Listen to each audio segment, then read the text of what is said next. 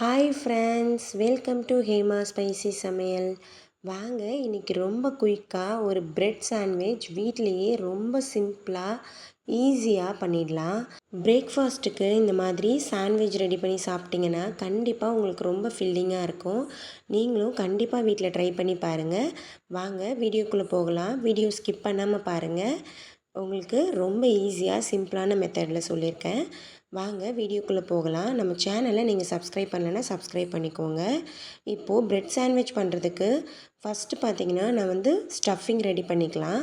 அதுக்கு ஒரு மிக்சிங் பவுலில் ஒரே ஒரு ஆனியன் ரொம்ப பொடியாக கட் பண்ணி சேர்த்துருக்கேன். தக்காளி ஒரே ஒரு தக்காளி, அதையும் விதைகள்லாம் கொஞ்சம் நீக்கிட்டு இந்த மாதிரி கட் பண்ணி சேர்த்துக்கலாம். நல்லா குட்டி குட்டியாக கட் பண்ணிக்கோங்க. உங்களால் எவ்வளோ சின்னதாக கட் பண்ண முடியுமோ அந்த அளவுக்கு. இப்போது கொஞ்சம் போல் கேப்சிகம் எடுத்திருக்கேன். கேப்சிகம் பார்த்திங்கன்னா ரொம்ப கம்மியாக தான் எடுத்திருக்கேன்.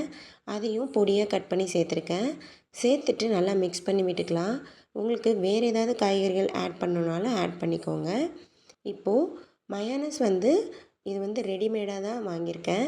நீங்கள் வீட்டில் ரெடி பண்ணதாக இருந்தாலும் அதையும் யூஸ் பண்ணிக்கோங்க. இப்போது ஒரு 2 டீஸ்பூன் அளவுக்கு சேர்த்துருக்கேன். சேர்த்துட்டு கூடவே சில்லி ஃப்ளேக்ஸு ஒரு அரை டீஸ்பூன் அளவுக்கு சேர்த்துக்கலாம். உங்கள் காரத்துக்கு தகுந்த மாதிரி சேர்த்துக்கோங்க. சேர்த்துட்டு நல்லா இதை மிக்ஸ் பண்ணி விட்டுக்கலாம். இப்போ பாருங்கள், மயோனஸ் எல்லாமே நல்லா மிக்ஸ் ஆகி காய்கறியோடு சேர்ந்து கலந்து வந்துடும். அது வரைக்கும் மிக்ஸ் பண்ணி விட்டுக்கலாம். இன்றைக்கி நான் ப்ரெட்டு பார்த்திங்கன்னா வீட் ப்ரெட்டில் ரெடி பண்ண போகிறேன். நீங்கள் நார்மல் ப்ரெட், அதாவது மில்க் ப்ரெட் இருந்தாலும் அதிலே சேர்த்து பண்ணிக்கலாம். இப்போது 4 பீஸ் எடுத்திருக்கேன். இப்போது நான் பண்ணியிருக்க ஸ்டஃபிங் பார்த்திங்கன்னா இதில் ஒரு 6 பீஸ்க்கு பண்ணிக்கலாம். அந்த அளவுக்கு ஸ்டஃபிங் கரெக்டாக இருக்கும். இப்போது ஒரு ப்ரெட் ஸ்லைஸில் மேலே எல்லாத்துலேயும் ஸ்டஃப் பண்ணிக்கலாம். ஸ்டஃப் பண்ணிவிட்டு நல்லா எல்லா இடத்துலையும் படுற மாதிரி ஸ்ப்ரெட் பண்ணி விட்டுக்கலாம். ஸ்பூன் வச்சு ஸ்ப்ரெட் பண்ணி விட்டுக்கோங்க. இதை மாதிரி ஸ்ப்ரெட் பண்ணிவிட்டு இப்போது இன்னொரு ப்ரெட் ஸ்லைஸுக்கு மேலே நான் கொஞ்சமாக டொமேட்டோ கெச்சப் எடுத்து வச்சுருக்கேன். நீங்கள் சில்லி டொமேட்டோ ரெண்டும் சேர்ந்த கெச்சப் கிடைக்கும். அந்த மாதிரி இருந்தாலும் கொஞ்சம் காரமாக இருக்கும். அந்த மாதிரி கூட யூஸ் பண்ணிக்கோங்க. இப்போது ப்ரெட் மேலே நல்லா ஸ்ப்ரெட் பண்ணி விட்டுக்கலாம். ஸ்ப்ரெட் பண்ணி விட்டுட்டு அதுக்கப்புறமா கொஞ்சமாக நான் சீஸ் எடுத்திருக்கேன்.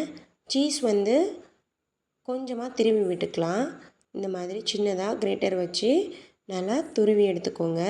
துருவிட்டு டைரெக்டாக நம்ம அந்த சாண்ட்விச் மேலேயே நம்ம இந்த மாதிரி துருவிட்டு சேர்த்துக்கலாம். பாருங்கள், இந்த மாதிரி சின்ன கிரேட்டராக இருந்தால் நமக்கு கரெக்டாக இருக்கும். பாருங்கள், துருவிட்டேன். இப்போது பாருங்கள், ஃபுல்லாகவே கொஞ்சம் போல் துருவிருக்கேன்.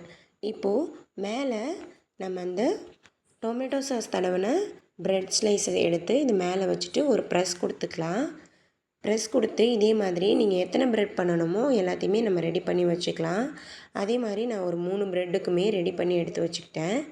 பாருங்கள், அகெயின் இன்னொரு ப்ரெட்டுக்கும் இதே ப்ராசஸ்லேயே நான் எல்லாமே பண்ணி ரெடி பண்ணி எடுத்து வச்சுக்கிட்டேன். கண்டிப்பாக இது ரொம்ப ஈஸியாக இருக்கும். நீங்கள் கண்டிப்பாக ட்ரை பண்ணி பாருங்கள். உங்ககிட்ட நான் இன்றைக்கி தவாவில் பண்ண போகிறேன். உங்ககிட்ட இந்த ப்ரெட்டு டோஸ்டர் இருந்ததுன்னா கூட அதில் கூட இதே மாதிரி பண்ணிவிட்டு டோஸ்ட் பண்ணி எடுத்துக்கலாம். நான் இன்றைக்கி தவாவில் தான் ரெடி பண்ண போகிறேன். ரொம்ப சிம்பிளாகவே பண்ணிடலாம். பாருங்கள், இப்போ தவா ஹீட் பண்ணிக்கலாம். ஹீட் பண்ணிவிட்டு கொஞ்சமாக பட்டர் சேர்த்துக்கலாம்.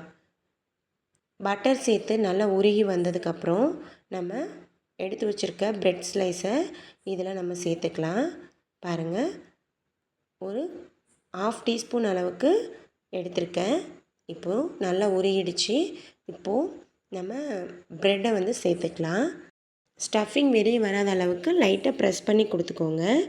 இப்போது ப்ரெட் மேலேயே கொஞ்சம் பட்டர் சேர்த்துக்கலாம். சேர்த்துட்டு இப்போ க்ளோஸ் பண்ணி வேக விடணும். க்ளோஸ் பண்ணி வேக விடும்போது உள்ளே இருக்கிற காய் நல்லா கொஞ்சம் சூடு ஏறிட்டு நமக்கு நல்லாயிருக்கும். அதுக்காக க்ளோஸ் பண்ணி வேக விடுறோம். தீ பார்த்திங்கன்னா ரொம்ப சிம்மில் தான் வைக்கணும். நீங்கள் மீடியம் ஃப்ளேமில் கூட இருக்கக்கூடாது. சிம்மில் இருந்தால் தான் நமக்கு ப்ரெட்டு கரிஞ்சிராமல் கரெக்டான ஸ்டேஜில் நமக்கு வெந்து வரும். இப்போ பாருங்கள், ஒரு சைடு நல்லா வெந்துருச்சு இந்த அளவுக்கு.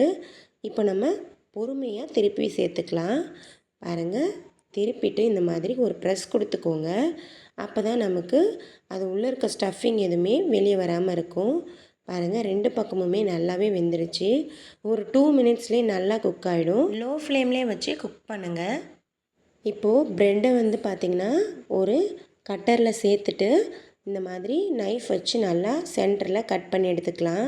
இந்த ப்ரெட் டோஸ்ட் பார்த்திங்கன்னா ரொம்பவே குயிக்காக பண்ணிடலாம். கண்டிப்பாக நீங்கள் வீட்டில் ட்ரை பண்ணி பாருங்கள் சூப்பராக நம்மளோட ஸ்டஃபிங்லாம் வெளியே வராமல் எந்த அளவுக்கு சூப்பராக கிறிஸ்பியாக வெந்திருக்கு பாருங்கள். இதே மாதிரி நீங்களும் வீட்டில் கண்டிப்பாக ட்ரை பண்ணி பாருங்கள்.